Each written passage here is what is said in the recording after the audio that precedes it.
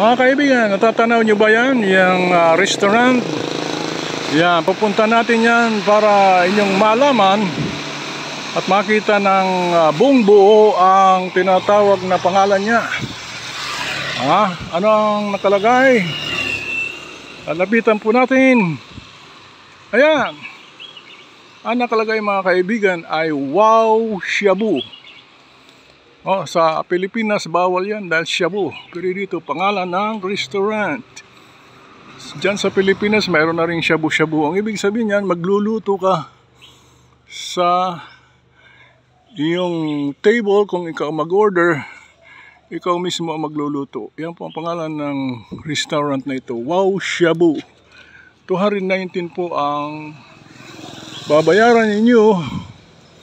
Nandito yan sa Muindaplacot Road. Yung mga gustong pumunta rito, yan po ang address. Dito sa Changpok Road na ito. Yan po. Dito po ang Wow Shabu. Ayan, baboy. Pork. Pork ang hinahain nila. Wow Shabu. Yan mga kaibigan, ang makikita natin ito. Ang oras ng bukas dito ay hapon na, 1600 to 2300 hours. Yan.